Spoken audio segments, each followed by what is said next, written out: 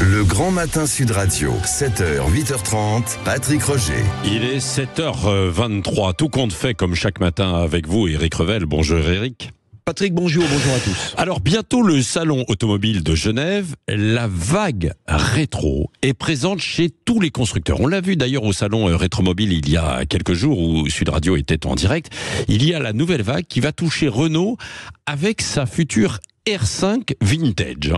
J'aime bien l'idée de nouvelle vague pour le rétro, c'est bien formulé. En tout cas, le salon automobile de Genève, après 4 ans d'absence, redémarre le 26 février prochain. Des constructeurs, il y en aura beaucoup d'absence, c'est vrai, mais le monde automobile, rétro, vintage, envahit tout et fait les beaux jours des constructeurs automobiles. La recette néo-rétro, tiens, je vais l'appeler comme ça, qui a si bien réussi avec la Fiat 500, avec la Mini, sera-t-elle aussi efficace, porteuse pour la nouvelle R5 de Renault, sa nouvelle 4L, sa Twingo?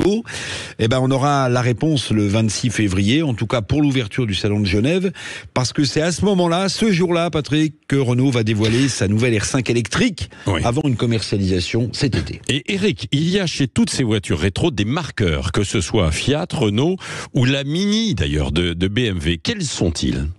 Toute cette vague rétro, vous avez raison, dans l'automobile, possède des marqueurs de design qui sont incontournables. Alors, je vais vous en donner 2-3, que l'on parle de la Fiat, de la nouvelle R5 ou même de la Mini nouvelle formule rétro. Il y a des rondeurs chez ces voitures, pour toutes ces petites citadines. Il y a un air de bonbon automobile avec souvent des couleurs tendres sur les carrosseries.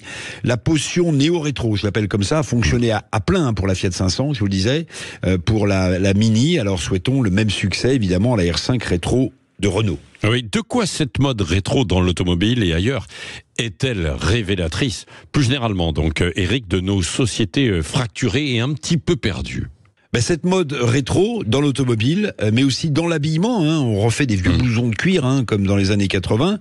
Cette mode rétro dans l'automobile, on dit long à mon avis sur l'état de nos sociétés. Le vintage, le rétro en fait, est le symbole de société, la nôtre aussi, qui regarde son passé dans le rétroviseur justement. Alors quand on a du mal à appréhender l'avenir et que l'on souffre dans le présent, ce qui est le cas des populations un peu partout en Europe, on a tendance à se réfugier dans le passé. C'est une des explications de cette mode rétro dans l'automobile. Mais l'autre explication, me semble-t-il, c'est que la R5, la Fiat 500 ou la Mini de BMW, symbolise quoi? Symbolise une période bénie qu'on aimait, celle d'une France des années 80, d'une Italie de Fellini ou d'une Angleterre de James Bond à l'époque de Sean Connery. Merci Éric Revel.